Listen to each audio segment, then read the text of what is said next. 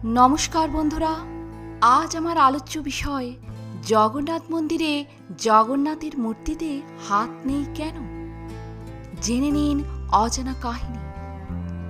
উড়িষ্যার পুরী শহরে জগন্নাথ ধামে রয়েছে জগন্নাথ, বলরাম এবং সুভদ্রার মূর্তি। পুরীর অলিতে গলিতে জগন্নাথ দেবকে নিয়ে নানা কাহিনী প্রচলিত রয়েছে। প্রভু জগন্নাথ ছোটো কেন? কেন তার হাত নেই? এই প্রশ্নের জবাব মিলবে নানা উপমায়। জেনে নিন পুরীর এই জগন্নাথ ধামের সঙ্গে জড়িত প্রচলিত কাহিনীটি। সাধারণত হিন্দু দেবদেবীর মূর্তি পাথর কিংবা ধাতুর সাহায্যে বানানো হয়, কিন্তু জগন্নাথ, বলরাম এবং সুভদ্রার মূর্তি তিনটি কাঠের তৈরি। কলিঙ্গ রাজ্যের রাজা ইন্দ্রদম্ন চেয়েছিলেন তার রাজ্যে ভগবান বিষ্ণুর একটি মন্দির হবে।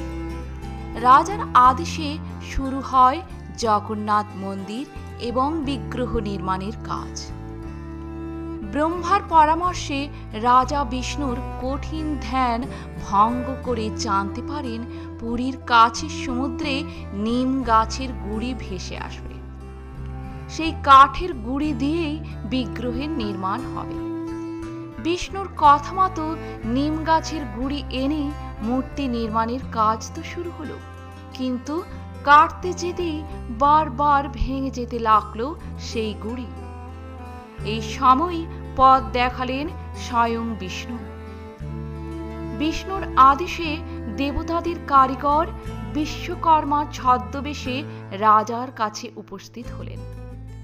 তিনি রাজাকে বললেন বন্ধ দরজার আড়ালে তিনি মূর্তি বানাবেন, তবে তিনি যতক্ষণ না চাইবেন ততক্ষণ দরজা খোলা যাবে না। তার অনুমতি ব্যতীত দরজা খোলা হলে এই মূর্তি বানানোর কাজ অসম্পূর্ণ রেখে তিনি বিদায় নেবেন। এরপর শুরু হয়ে গেল বিশ্বকর্মার মূর্তি বানানোর কাজ। এদিকে বেশ কিছুদিন কেটে যাবার পরও বিশ্বকর্মা মন্দিরের দরজা খোলেন না।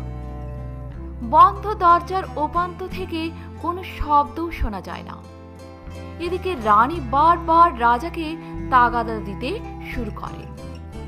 শেষমেশ রাজা কৌতূহল চাপতে না পেরে বিশ্বকর্মার শর্ত ভেঙে দরজা খুলে ফেলেন।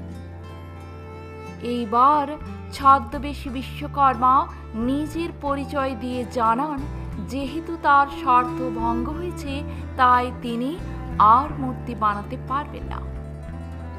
ততদিনে কাঠের বিগ্রহের পদযুগল, হাত, কান কোনো কিছুই সম্পন্ন হয়নি। রাজার অনেক অনুরোধ সত্ত্বেও বিশ্বকর্মা নিজের কথায় অটল থেকে মূর্তি বানানোর কাজ অসমাপ্ত রেখেই ফিরে গেলেন স্বর্গে। প্রবল অনুশোচনায় রাজা রীতিমতো ভেঙে পড়েন। এই সময় স্বয়ং বিষ্ণু এসে উপস্থিত হন তার সামনে। বিষ্ণু এই অসমাপ্ত মূর্তিরই মন্দির স্থাপন করে প্রাণ প্রতিষ্ঠা করতে বলেন। সেই থেকে উড়িষ্যার পুরী শহরে জগন্নাথ ধামে মহা সমারোহে এই অসমাপ্ত মূর্তিরই পুজো চলে আসছে বছরের পর বছর ধরে। তো বন্ধুরা, আজ এ পর্যন্তই। দেখা হবে পরের ভিডিওতে। ভালো থাকবেন, সুস্থ থাকবেন। যদি আমার ভিডিওটি ভালো লাগে একটা লাইক অবশ্যই করে যাবেন। আর আপনি যদি আমার চ্যানেলে নতুন এসে থাকেন, আমার চ্যানেলটিকে সাবস্ক্রাইব করে পাশে থাকবেন। ধন্যবাদ।